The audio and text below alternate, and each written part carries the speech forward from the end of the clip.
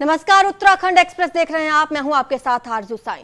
मुख्यमंत्री पुष्कर सिंह धामी का ताबड़तोड़ चुनाव अभियान जारी है और खराब मौसम के बावजूद सीएम आज मैदान में डटे रहे। सीएम पुष्कर सिंह धामी हरिद्वार में रहे। यहां हरिद्वार ग्रामीण सीट पर सीएम ने रोड शो किया। लाल ढांग इलाके में यतीश्वरानंद के साथ सीएम ने रोड शो किया और लोगों से बीजेपी के लिए वोट मांगे। रोड शो से पहले एक इंडोर मीटिंग भी की और कार्यकर्ताओं को संबोधित किया। सभी से एकजुट होकर प्रचार करने की अपील की।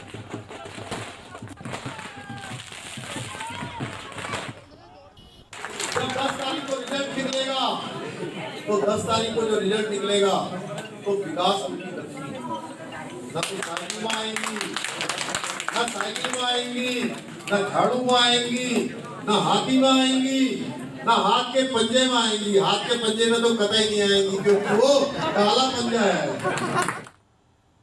आज सुबह से ही राज्य में लगातार बारिश हो रही है, लेकिन बारिश और खराब मौसम के बीच सीएम धामी जसपुर पहुंचे। जसपुर पहुंचकर यहां बीजेपी उम्मीदवार के समर्थन में प्रचार किया। सीएम अपने काफिले के साथ जसपुर पहुंचे और जसपुर से बीजेपी उम्मीदवार शैलेंद्र मोहन सिंघल के लिए वोट मांगे।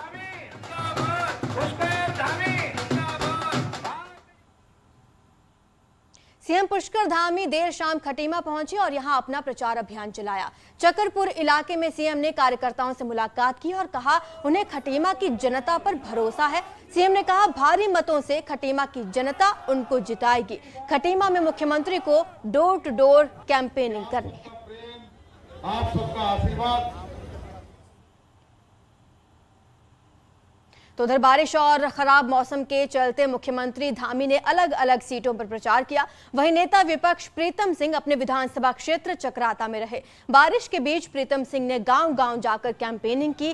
प्रीतम सिंह चकराता सीट से 5वीं बार विधायक है। इस बार उनका मुकाबला इस सीट पर बीजेपी के राम शरण नौटियाल से है, लेकिन प्रीतम सिंह बारिश के बावजूद प्रचार में जुटे रहे।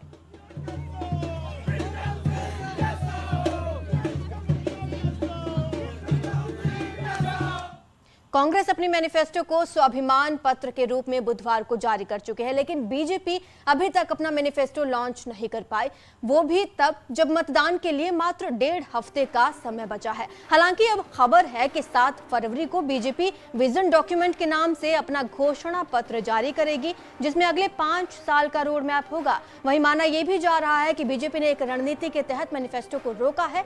चर्चा है कि बीजेपी कांग्रेस के स्वाभिमान पत्र की स्टडी करके अपने मैनिफेस्टो में उसकी काट के रूप में कुछ वादे कर सकती है। कांग्रेस इसे लेकर बीजेपी पर तंज कस रही है।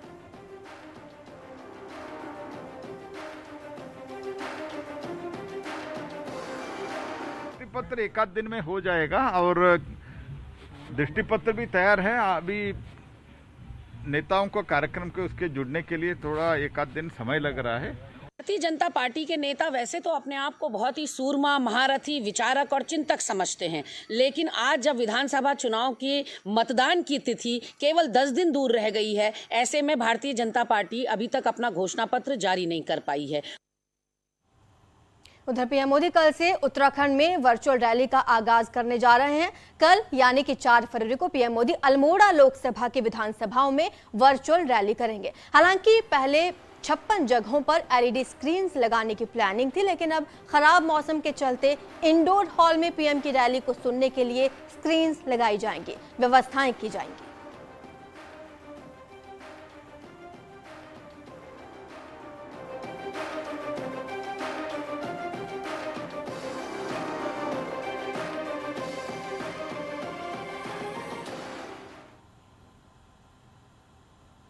किच्छा और हरिद्वार में राहुल गांधी की रैली को लेकर कांग्रेस ने तैयारी शुरू कर दी है। किच्छा मंडी में राहुल गांधी जहां किसानों से बातचीत करेंगे, उनकी समस्याएं सुनेंगे, वहीं हरिद्वार से राहुल गांधी महंगाई, बेरोजगारी जैसे मुद्दों पर वर्चुअल रैली को संबोधित करेंगे। कांग्रेस प्रदेश प्रभारी देवेंद्र यादव का कहना है कि किसान आंदोलन के वक्त कांग्रेस किसानों के साथ रही। यही बात कांग्रेस दोनों जिलों में किसानों को बताएगी। देवेंद्र यादव से न्यूज 18 से खास बातचीत की, सुनिए। उत्तराखंड आएंगे और इस बार उधम सिंह नगर और हरिद्वार में रैली करेंगे। हमारे साथ कांग्रेस के प्रदेश प्रभारी देवेंद्र यादव हैं। सर, ये वो 2 डिस्ट्रिक्ट हैं जहां किसान बहुत ज्यादा है, 20 सीटें यहां पर है और 2017 में सिर्फ 4 सीटें यहां पर कांग्रेस जीती थी। आपको लगता है कि पूरा माहौल बदलेगा?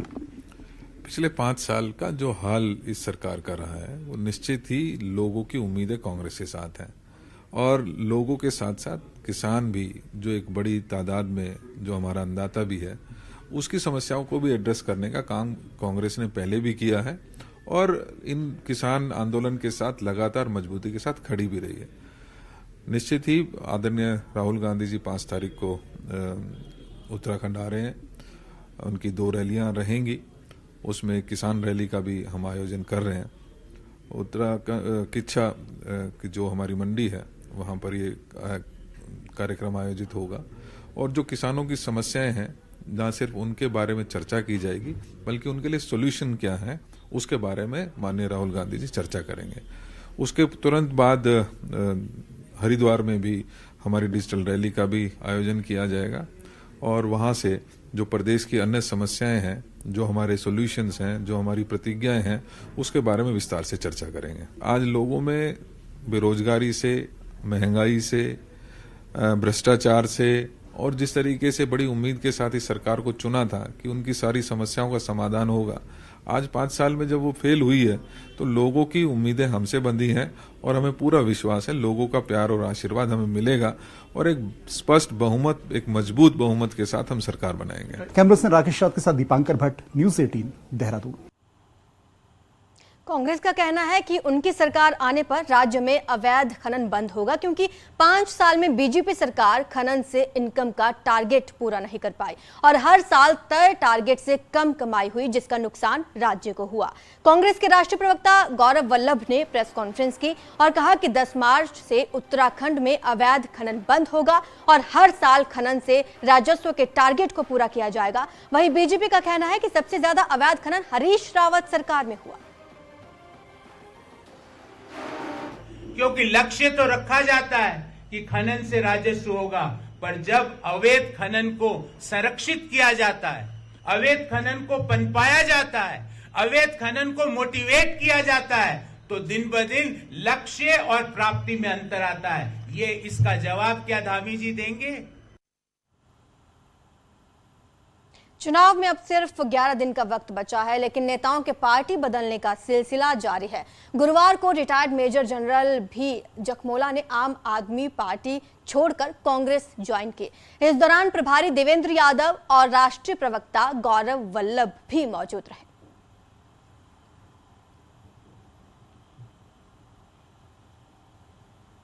उधर बाजपुर में एक चुनावी कार्यक्रम के बाद लड्डू खाने के लिए धक्का मुक्की हो गई और मारपीट हो गई। असल में यहां बाजपुर के महेशपुरा में कांग्रेस प्रत्याशी यशपाल आर्य का कार्यक्रम था और वहां पर चाय और लड्डू का इंतजाम किया गया था, लेकिन जैसे ही यशपाल आर्य वहां से गए तो लड्डू के लिए हंगामा मच गया। लड्डू छीनने के लिए धक्का मुक्की और मारपीट तक हो गई। इतना ही नहीं, कुर्सियां भी एक दूसरे पर उछाल दी गई। घटना 1 फरवरी की है, जिसका वीडियो अब सोशल मीडिया पर वायरल हो रहा है। अरे मंगवा लिया, मैं पहचान में ला दूं तुझे।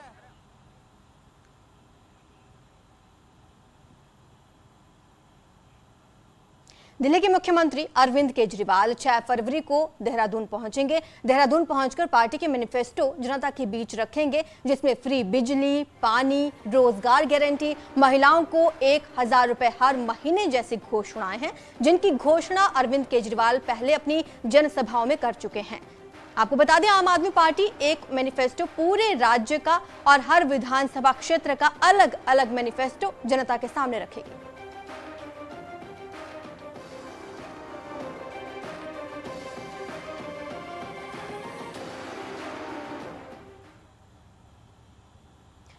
उत्तराखंड में हो रही ठंड, बर्फबारी और बारिश के बीच चुनाव प्रचार चालू है। आम आदमी पार्टी नेता कर्नल अजय कोठियाल बर्फ के फुहारों के बीच कैंपेन करते दिखे। कर्नल कोठियाल उत्तरकाशी की गंगोत्री विधानसभा सीट से चुनाव लड़ रहे हैं और लगातार गिर रही बर्फ के बीच कर्नल कोठियाल प्रचार कर रहे हैं, घर घर जाकर लोगों से वोट मांग रहे हैं।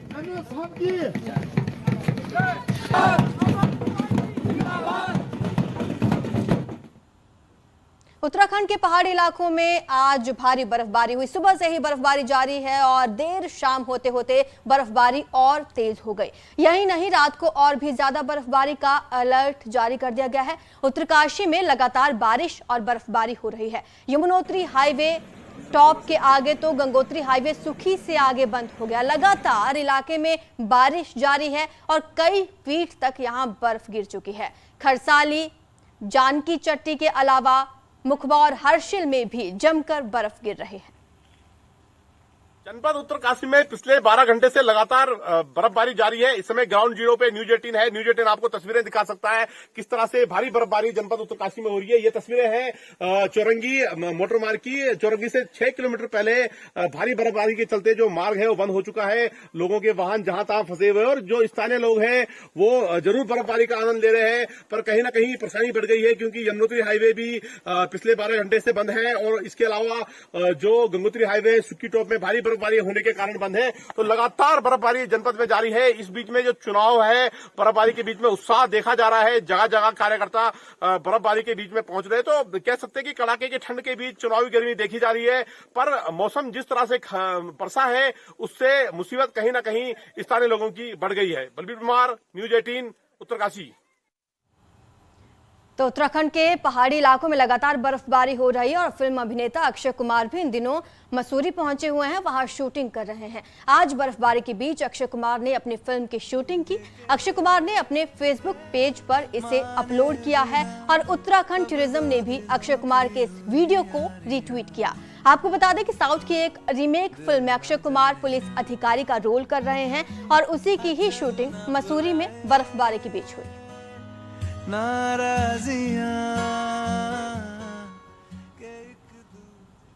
और बात अगर चमोली की करें तो वहां भी बर्फबारी हुई है। कर्णप्रयाग और गैरसैंण को जोड़ने वाला हाईवे दिवाली खाल के पास बर्फबारी के चलते बंद हो गया। हालात ये हैं कि गाड़ियों के टायर तक बर्फबारी में डूब गए हैं। कई फीट तक बर्फबारी हो चुकी है और अभी भी लगातार स्नोफॉल जारी है। बर्फबारी के चलते चमोली जिले की कई अन्य सड़कें भी बंद हो गई हैं, लिहाजा राहत और मदद भी लोगों तक नहीं पहुंच पा रही। वहीं बद्रीनाथ हाईवे, नीति मलारी रोड और जोशीमठ रोड भी बंद हैं और रोड खोलने के लिए जेसीबी मशीनें भेजी गई हैं।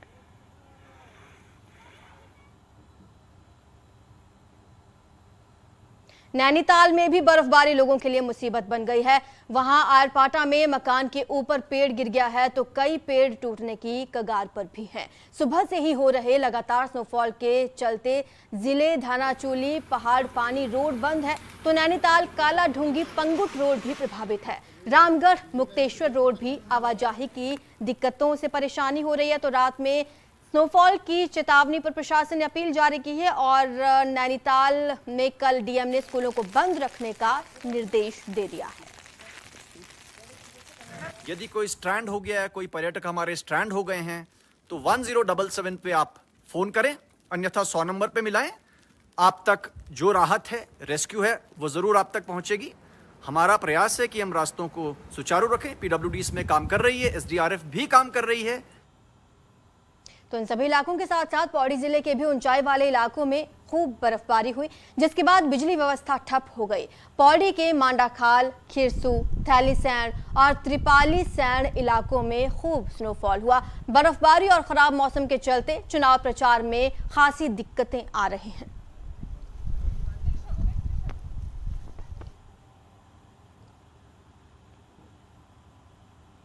पिथौरागढ़ में भी हैवी स्नोफॉल हुआ है। यहां पिथौरागढ़ शहर समेत पूरा जिला बर्फ की सफेद चादर में लिपट गया है। यहां ऊंचाई वाले इलाकों में तो दिन से ही बर्फबारी हो रही थी, लेकिन शाम होते होते मुख्यालय में भी बर्फबारी होने लगी। बर्फ गिरने से पारा भी तेजी से गिरा है। फिलहाल मुख्यालय में 2 इंच के करीब बर्फबारी हुई। वहीं मुंसियारी, डीडीहाट, दारमा और व्यास घाटी में भी भारी बर्फबारी जारी है। पिथौरागढ़ के ऊंचाई वाले इलाकों में तो अक्सर बर्फबारी होती है, लेकिन पिथौरागढ़ मुख्यालय में बहुत कम बर्फबारी होती है। लेकिन आज यहाँ पर एक बार फिर बर्फबारी हुई है। आप देख सकते हैं शाम होते होते पूरे मुख्यालय में जबरदस्त बर्फबारी हो रही है और ये नज़ारा तकरीबन 3 साल बाद पिथौरागढ़ के लोग देख रहे हैं। मौसम के एकाएक बदलने से तापमान में भी काफी गिरावट दर्ज की गई है। विजयवर्धन उप्रेती, न्यूज 18 पिथौरागढ़। उधर चंपावत जिले के लोहाघाट में भी सीजन की पहली बर्फबारी हुई है। बारिश के बाद हुई बर्फबारी से चारों तरफ बर्फ की सफेद चादर बिछ गई है। सफेद बर्फ से लदे देवदार के पेड़ों ने इस बर्फबारी की रौनक को और बढ़ा दिया है। तो वहीं बाजार में लोग बर्फबारी का लुत्फ उठाते हुए दिखे। वहीं किसान इस बर्फबारी को खेती के लिए बढ़िया बता रहे हैं।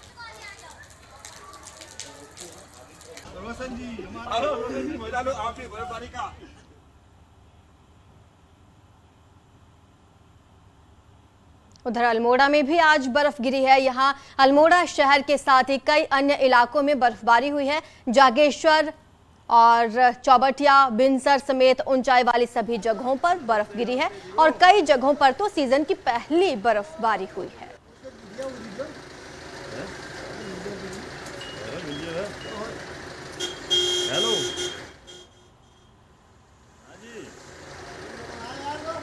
तो तस्वीरें आप देख रहे हैं, कितनी खूबसूरत तस्वीरें ये पहाड़ी इलाकों से सामने आई हैं। लगातार बर्फबारी जारी है और कई जगहें तो ऐसी हैं जहां पर सीजन का पहला स्नोफॉल हुआ है, जिसके चलते लोग लुत्फ उठा रहे हैं।